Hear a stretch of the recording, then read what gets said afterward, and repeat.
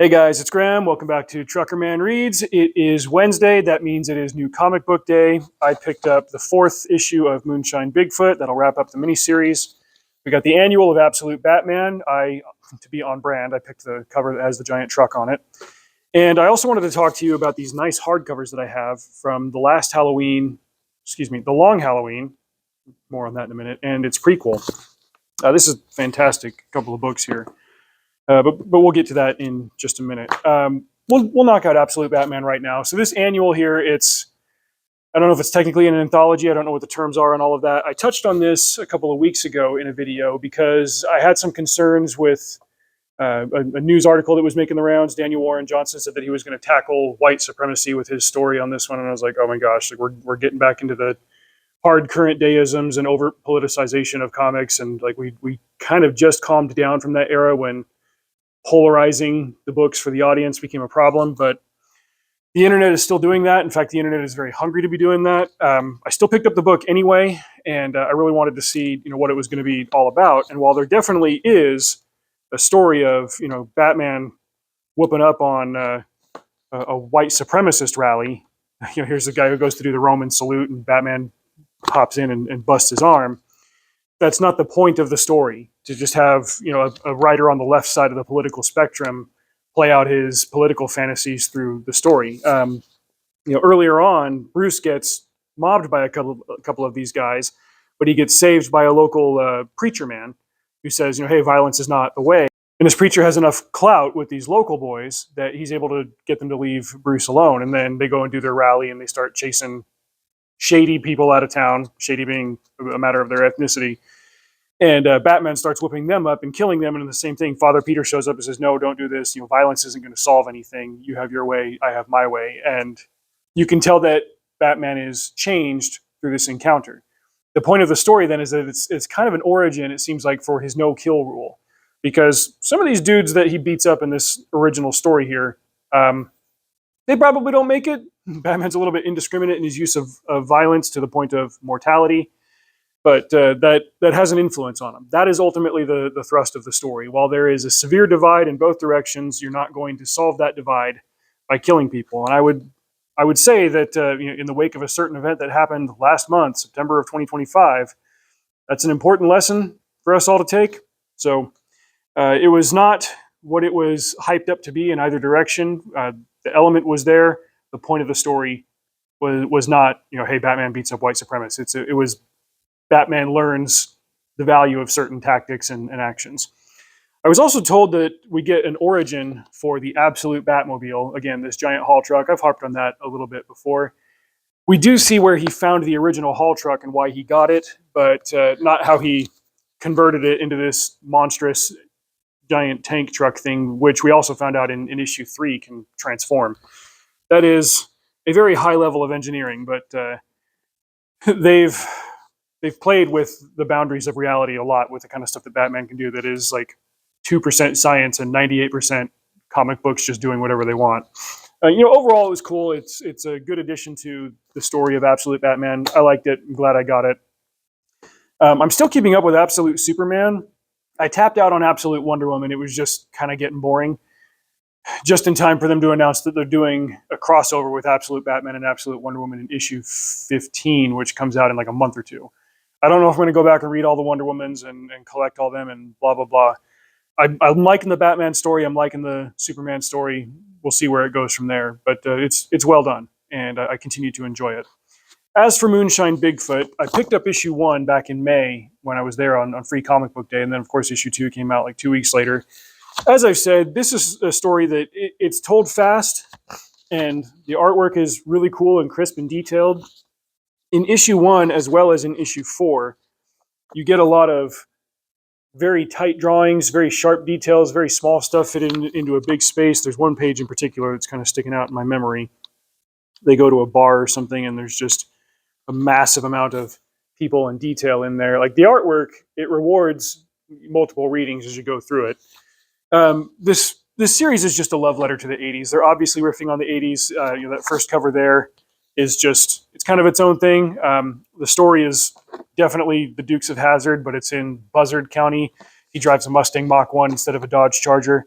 By the end of the series, he's driving a Camaro, so you get the three big American brands between this and the actual source material that it's pulling from. Issue 2, they're doing a bit of a Star Wars riff. Chewie shot first is what's on Bigfoot's shirt. The premise is that a Sasquatch baby was put onto a logging truck in the Pacific Northwest during a forest fire.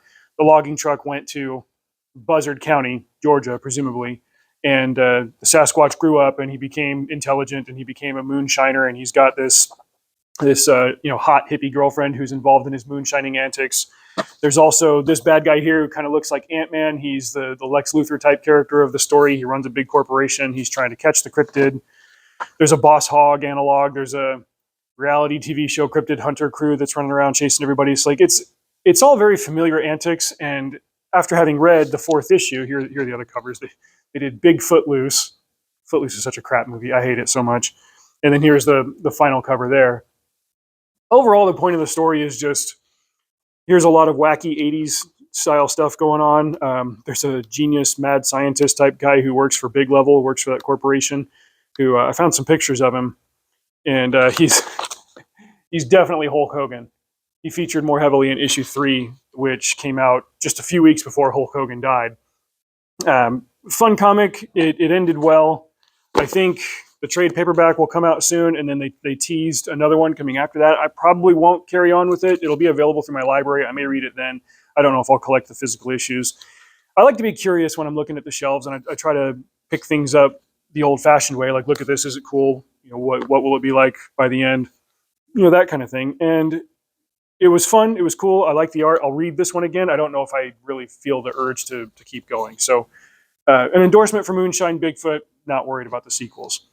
As for these, The Long Halloween, there's this thinner prequel, and then there's the major story. These were put together by Jeff Loeb and Tim Sale. This is one of the really iconic Batman stories. The prequel shows him going up against, if I remember right, there's the Mad Hatter and the Scarecrow and a few others.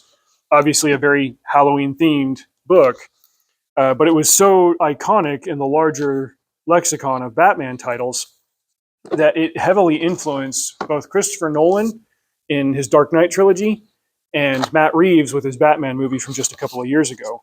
The story features Harvey Dent very heavily trying to use analog police tactics and methodology to go after organized crime in Gotham, specifically the Falcone family. And you kind of see him surrender to the job as life goes on. It wrecks his marriage. It eats at his sanity. And in the meantime, Batman is trying to fend off a series of villains that pop up from here to there. Like, I think he ends up fighting everybody at one point. In the aggregate, there's this rogues gallery picture here with pretty much all of them there. But it is the story about Two-Face's origin as a consequence of his efforts to fight organized crime. There were pieces of it, like I said, in the 2022 movie and in the 2008 movie that those producers and those writers leaned on for very good reason. Those stories have kind of become timeless in the last 30 years. The reason I mention them now, because I'm sure most Batman readers have read them, they're so well known and well loved, is that they're doing a follow-up to The Long Halloween. I think it is called The Last Halloween, so I kind of botched the title. I saw it, but I haven't been reading the issues or collecting them because I've already put some coinage into getting these nice full-color hardcover editions. So when that's all wrapped, I'll read it and then add it to the collection here. But if you haven't, if you're kind of new to the comic buying side of things, like I am, coming in issue by issue, this is one it's one of the iconic Batman stories, and in the overall length of the chronology, it's fairly recent. I still like the artwork. The artwork still holds up, even for being 90s art. I'm looking at one of the stories in this Absolute Batman anthology. There's after the main story, there's this other one that kind of uses a similar color palette to this Jeff Loeb and Tim Sale one, but the art in this 90s book, I think, is demonstrably better. Proportions are right, blocking is a lot more clear, all of that stuff. So sorry, I probably just bumped the mic right there. Anyway, since these are so popular and they've been around for a while, if you've got a local library, you can probably go get them there and give them a read. And is this popping? Camera's doing weird stuff. Those are the comics for this week. Absolute Batman wasn't what people were afraid it was going to be. I don't think. Just if you read it, you'll see that. If you haven't read The Long Halloween, I give it a hearty endorsement. And Moonshine Bigfoot was fine. If you read it, you'll probably like it. And again, I'm probably not going to worry too much about reading the sequels, but I like to be rewarded for my curiosity and just plucking things off the shelf and finding things that I'll enjoy. Thanks for watching. Drive safe. See you out there.